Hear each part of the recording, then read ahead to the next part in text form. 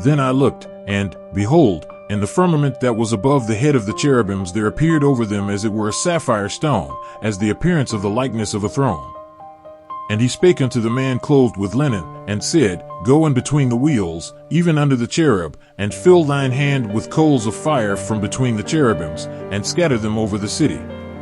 And he went in my sight.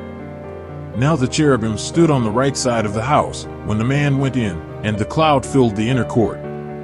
Then the glory of the Lord went up from the cherub, and stood over the threshold of the house, and the house was filled with the cloud, and the court was full of the brightness of the Lord's glory.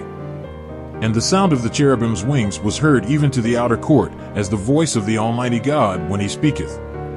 And it came to pass, that when he had commanded the man clothed with linen, saying, Take fire from between the wheels, from between the cherubims, then he went in, and stood beside the wheels. And one cherub stretched forth his hand from between the cherubims unto the fire that was between the cherubims, and took thereof, and put it into the hands of him that was clothed with linen, who took it, and went out. And there appeared in the cherubims the form of a man's hand under their wings.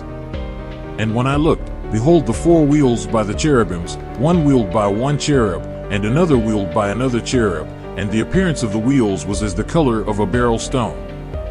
And as for their appearances, they four had one likeness, as if a wheel had been in the midst of a wheel. When they went upon their four sides, they turned not as they went, but to the place whither the head looked they followed it, they turned not as they went. And their whole body, and their backs, and their hands, and their wings, and the wheels, were full of eyes round about, even the wheels that they four had. As for the wheels, it was cried unto them in my hearing, O wheel. And every one had four faces. The first face was the face of a cherub, and the second face was the face of a man, and the third the face of a lion, and the fourth the face of an eagle. And the cherubims were lifted up. This is the living creature that I saw by the river of Chebar. And when the cherubims went, the wheels went by them, and when the cherubims lifted up their wings to mount up from the earth, the same wheels also turned not from beside them.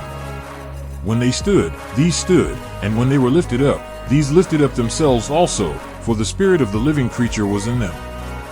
Then the glory of the Lord departed from off the threshold of the house, and stood over the cherubims. And the cherubims lifted up their wings, and mounted up from the earth in my sight. When they went out, the wheels also were beside them, and every one stood at the door of the east gate of the Lord's house, and the glory of the God of Israel was over them above. This is the living creature that I saw under the God of Israel by the river of Chebar, and I knew that they were the cherubims. Every one had four faces apiece, and every one four wings, and the likeness of the hands of a man was under their wings. And the likeness of their faces was the same faces which I saw by the river of Chebar, their appearances and themselves, they went every one straight forward,